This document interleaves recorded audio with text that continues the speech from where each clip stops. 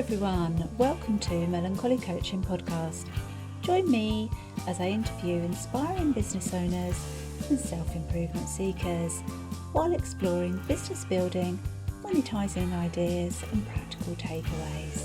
Let's ignite our creative potential together.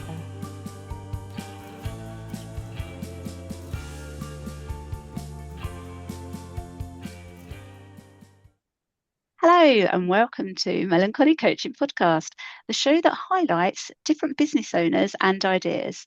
I'm Fran, your NLP and Business Coach, and I'm pleased to introduce a motivational guest.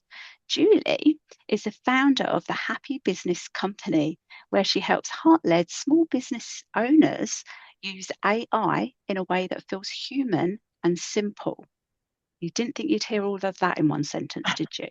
So, known for her warm, down-to-earth training style, Julie makes tools like ChatGPT feel less intimidating and far more useful, especially if you're sales-averse, busy, or quietly overwhelmed by marketing. She's all about supporting you to show up with more ease, clarity, and confidence without turning into a content machine. So I like that a lot. Julie, welcome to the show. Thank you, Fran. Thank you so much for having me. I'm really looking forward to this. It's okay. You're very welcome. I've got a couple of questions for you, and we'll have a chat around that if that's okay with you. Of course. And the first one I'm really curious about, so buckle up, is you focus on helping heart-led business owners. Yeah. Where is the line between using AI for efficiency and losing that vital human soul in a brand? Yeah. So, Fran, it's always, well, I think currently it is AI plus human, right? And I don't think, obviously, I don't know 10 years in the future. It's very hard to know where this is going, but certainly right now, there is more need for human interaction. Like, so you see, my goal is to help people use AI in a way that magnifies their genius. And somebody said to me the other day, obviously AI has given you that sentence, magnify your genius, and it genuinely did it. Like that, that's the way I speak, right? And I think that we all have like a message to share. We all have whatever our business is. We've got an impact that we want to have on the world. And the way I look at it is, what if we could just do a wee audit on our businesses and go, right, see that stuff we hate doing? Could AI help us speed that up, be more productive? Is there a way that we could use AI to free us up to spend more time in our zone of genius? So that thing that only we can do. So for an example, the example there where I was saying that marketing machine, right? If you're already a brilliant copywriter, do not use AI. Like, continue to brilliant copyright. But I'm not. And as a small business owner, the copy that I do, the posts that I create, I'm not, it's not my, I can talk. So before, up to AI, I was like talking my posts and then having to grammatically change them and all of that. Now AI can do that job better than I can, but it's because that isn't my zone of genius, right? So the line is work out where your humanity is the bit that you want to emphasize, and then only use AI for the stuff that's not completely you.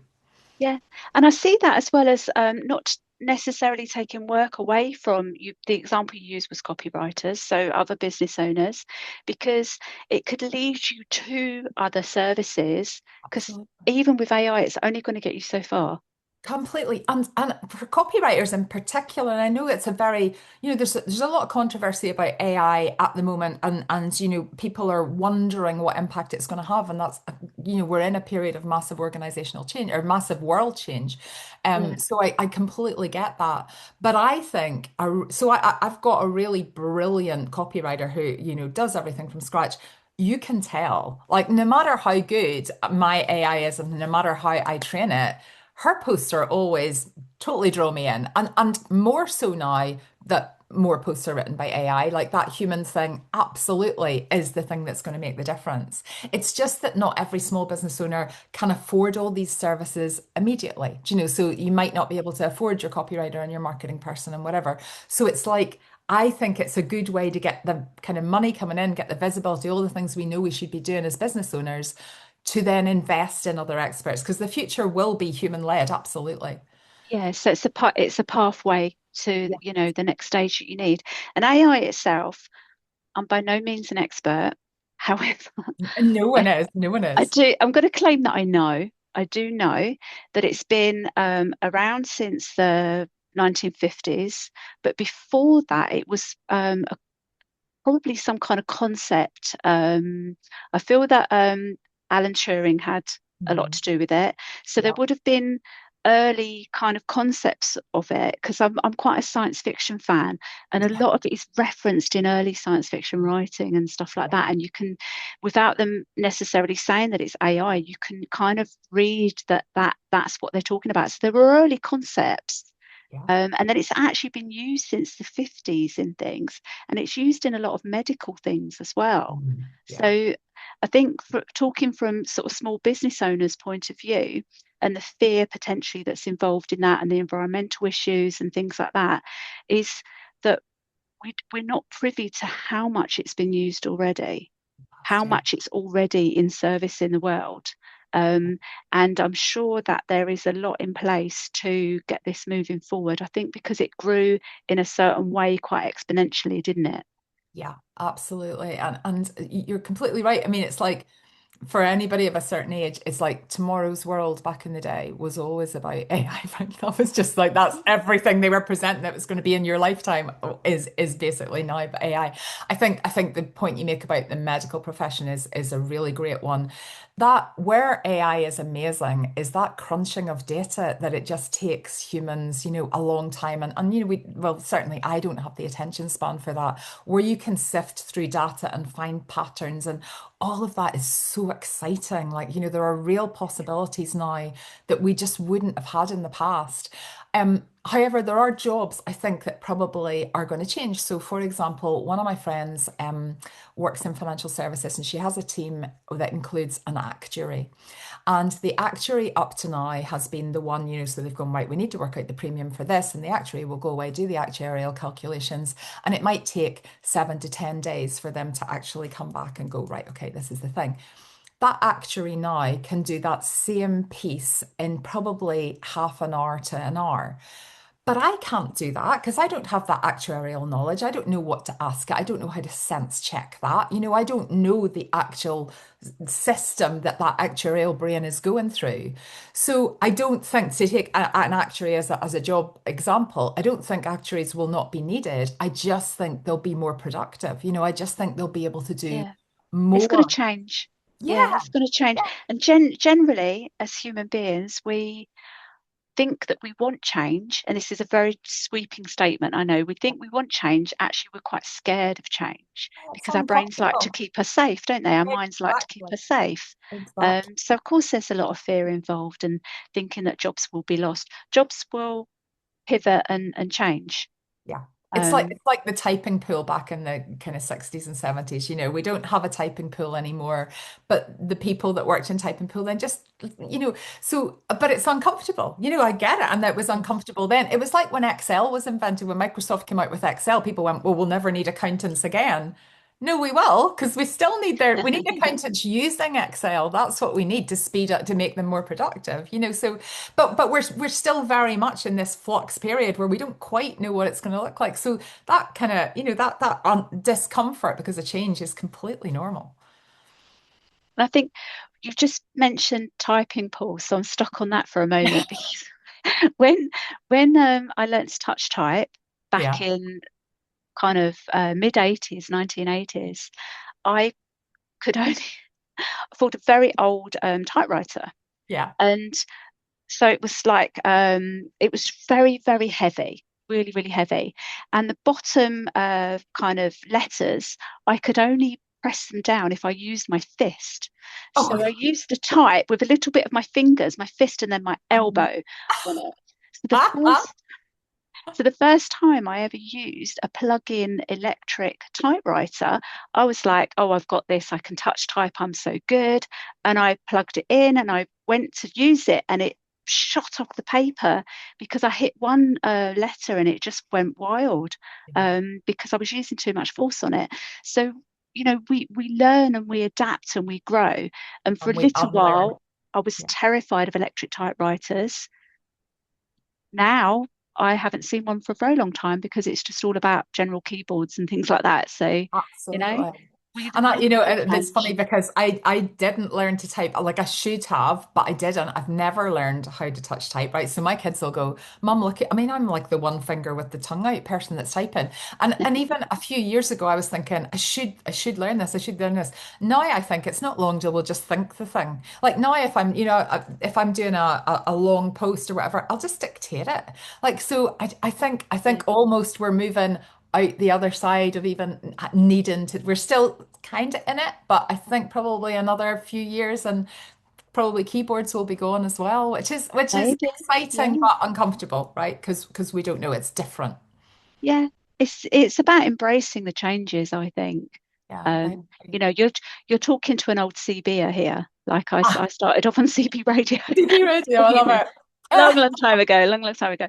Right. So the other thing that I'm really curious about, um, I'm going to mention ChatGPT here. yeah, yeah. So for someone that's never opened it, never used it, they've heard of it, might be a little bit scared of it, maybe they're intimidated. What is the first thing that you recommend they type in? So the first thing I recommend people create in ChatGPT is what I call, so this is basically a Word document, but I call it an AI super sheet, right? And I think this is what everybody needs to start with. And effectively, so I've got some bots that kind of help people with this, but effectively, what you need to teach ChatGPT is your name, your business name, a little bit about your story. You need to teach it about your brand voice, how you want to come across. You need to teach it about your ideal customer, and you need to teach it what differentiates you from other business owners. So your kind of secret sauce, the legacy, the impact you want to have in the world. And if you can do that and get ChatGPT to summarize it, so effectively have a conversation with it, right? And I would just start by using the little microphone as opposed to typing. So you can just Yeah, do this on your phone. I would do this if I was out on a walk or something like that. Ask ChatGPT to summarize that into a document and then just save it in Word or Google Docs or whatever. And then the next time you go to use it, when you decide what you want to use it for, you just upload that document, and all of a sudden the output you get is completely different from starting from scratch and that kind of learning process. Because normally, if you just go in and type one thing into ChatGPT and you've never used it before, the output you get will be pretty mediocre. But if it fully understands everything, if it's like if you had a member of staff, right? So quite often the government talks about we're going to put some money into getting people back into work, and imagine if they said we'll give every business owner one member of staff and they're going to turn up at your door tomorrow morning. I think we need to think of AI like that, because they would come in, they would sit opposite me at my dining table, and they wouldn't be particularly any use until I had trained them, until I had explained everything that I needed, what I wanted to know. And then what I would do the first time I used that person is I would check their work very closely, and I would make sure that I was making any changes that I was happy. And eventually it's something that person or AI can get on with. But it's very much viewing it like that process where that brand new person that comes in to help you in your business is going to be not much use to you until yeah. And you you give train them all them. the information. Yeah. Yeah, I love that. Thank you. And that's given me a lot of to think about as well. Because I mostly use ChatGPT for looking up words. Like I use it as a bit of an extended thesaurus. So Yeah. Yeah. but that's the sort of thing that I engage with it. Um, what we are not getting into, and we're not going to within this podcast, is the environmental issues, the concerns, the worries, and obviously, Julie and I are both aware of that, and we're aware of some people's fears, where they're stemming from. And if anybody is kind of triggered by this, or they want more of a conversation about it, then by all means, I presume they can approach you. You Yeah. know, not with hate, obviously, but just to understand. Yeah. It's about being thoughtful. I mean, life Yeah, is and just voice about their thoughtful use. concerns. So anybody that's interested but they're worried because they've got Yeah. concerns. But it's just like thoughtful use of AI is the answer, really. It's even if we think we don't use AI, we're using it in It's Google here Maps. anyway, isn't it? Yeah, exactly. But Yeah. it's about just not, not overusing it to make nonsense photos that, just thinking carefully about mind and just being mindful about how you Yeah. use it is And, my and best being one. aware that there's a lot of creators, there's a lot of other businesses out there, and potentially it could just be your gateway and your pathway to link Absolutely. you to the person that you need for your business to move you forward. Absolutely. Because there's humans behind everything, isn't there? Even AI. Yeah, Um, yeah, completely. what I'm curious about now is what's next for you. So, so I've been so how this kind of AI thing came about for me is I've been working as a business mentor for about I've had businesses for about 20 years. I've been a business mentor for 10 years. I went on an NLP journey like yourself and I so I've had online memberships for that time and I used to help people. The first thing I did was help people to start a side hustle. But everything has always been underpinned with happiness. So my business was called Happy Side Hustle back in the day, and it was like work out something that you love doing, and then let's see how we could make money out of it. If you choose to do that, right? Sometimes you don't want to monetize something that you love, but helping people that if they're going to start a business anyway, let's look at where their talents are and work out how to do what they love. Um, that happiness thing has kind of woven through all of the businesses that I've had, and I've had product and I've had service-based businesses. I had a hypnotherapy clinic for a while, and I had a hand stamped jewelry business for about 10 years, just sold it last year. But happiness has been kind of the underlying, as I say, kind of foundation for everything. So now I'm looking at how can AI just make people happier, right? So the entry level um, I think, is ChatGPT. That is the one that most people are familiar with and have got started with. But there's been quite an interest in moving across to Claude because there's been some kind of negative publicity about ChatGPT recently, kind of political stuff. But also Google Gemini. I think those are the three big players. There's Google Gemini, there's Anthropic Claude, and there's OpenAI ChatGPT. Those are the three kind of players at the moment. It's going to be so interesting to see how this pans out because I feel it's kind of a bit like, do you know when like TiVo came out? Do you remember TiVo where the ability to kind of record things, right? And that they were kind of a nearly like a challenger company that went, this is how you record things, and then Sky just went, okay, we'll do I that. don't think And so. Yeah. now TiVo is a distant memory. I don't know, but I'm not sure ChatGPT and even Claude will last the distance.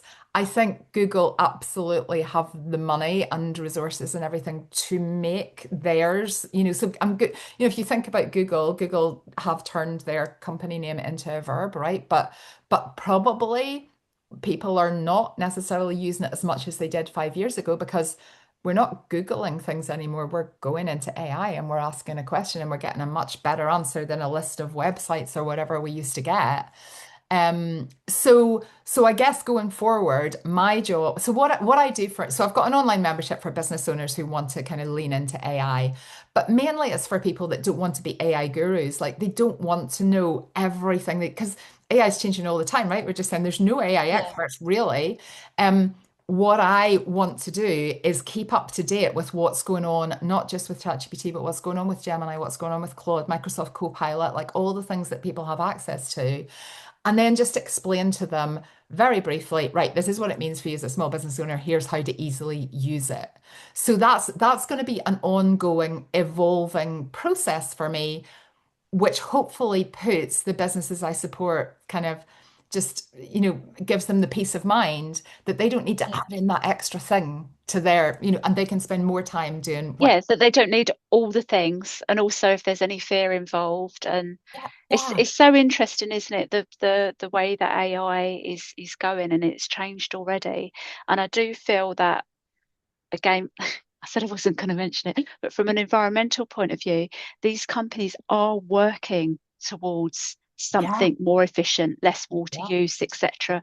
And I think because it just had that exponential growth all of a sudden without regulation, Yes. probably without regulation. And I feel that this is a little bit of what needs to come in as well. It's that mindful use. It's that being more intentional, more aware of not only what we're doing as business owners, but the companies that are providing these tools.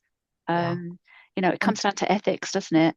it does. And that is where the kind of the switch from ChatGPT to Claude was really big because Claude have a mission statement. They're perceived as a more ethical company. Yeah. ChatGPT have since kind of changed their stance a little bit. So, everything is a But learning that's good. company. That's good Yeah, though, because yeah, then they will completely. bring their kind of Yeah. thinking up, up I, to I environmental standards. Yeah, and I think you're right about the law. The law's struggling to keep up because this is Yeah. just changing so quickly that the law is, and if you think about the law around copyright and, artists and all understandably concerned, there are cases going through the courts now, which hopefully will make that more reassuring, safer, reward artists. Like Disney had done a deal with, I think it was with Anthropic, and then I think they ended up changing it, but they were going to allow them to use their, trademark characters, etc.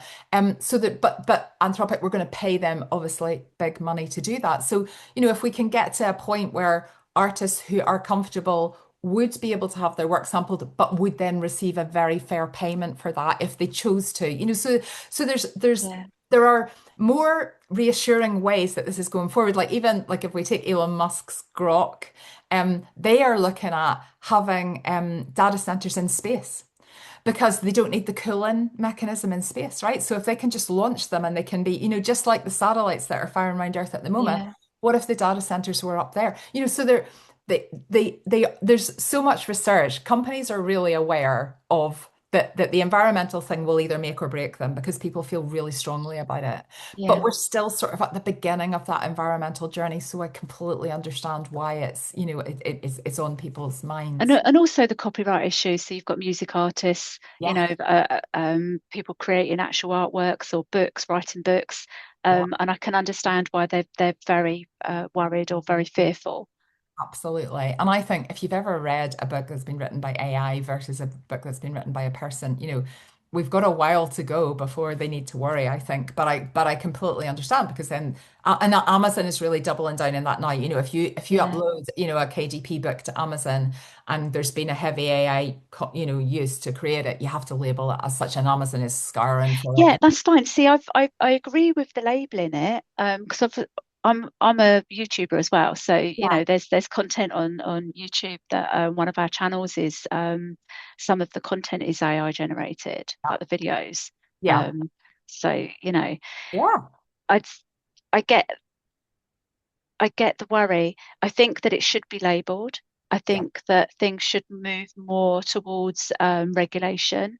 And it's also the bit about with things like, I mean, I don't know for a fact, but things like AI, like ChatGPT, they search the internet and can take bits. So possibly if they're taking paragraphs or sentences yeah, from people's books and yeah. or people's lyrics, then there's Yeah. a no involved in that, isn't there? I know, I know. I mean, I think how it works is they would sample so many and then they would kind of go, okay, let's create something that's, inspired by this. But ultimately, yeah, I mean, there will be artists that will be sampled in that. And And the and and the that's inspiration thing's fine. I mean, let's face it, there are there really any new I ideas? know. You And know, yeah, are we're we all are we we're all regenerating upgrades yeah. of things that we already know? As humans, we're all inspired by each other, right? There's sometimes that I'll find myself coaching somebody and I think, oh, I should go. I learned that from my NLP coach, because I got it from somewhere else. It's not, I Yeah, didn't credit make them. up the Yeah, concept, So yeah, but we're just trying to work it out, aren't we? We're all just trying to work out how can we be good people working with AI and not working with yeah, AI? How can we just be good people and leave a positive impact on the world? yeah, And and continue to do the best that we can with exactly. the With the knowledge that we've resources got. we have available. Yeah, Exactly. NLP in action. right. I know. All right, so thank you so much, Julie, for joining me, showing us how to embrace AI. I think, embrace it. It's here anyway. Yeah. Might as well embrace it. But keep humanity, at the heart of everything that we do. Um, and just be really, really mindful of the fact that some of this is unregulated. We need to just be really careful about what we are using, even if we're using AI to generate it. Absolutely. Um, so for those of you interested in Julia, and I don't see why you wouldn't be, she's got a website which is Julie Begbie.com, your website. So I presume your memberships and everything is it's all on Yeah, there it's for all people to it's find. all on there if people wanted to have a look. And I do free AI trainings most months, so the next free training will be advertised there as well.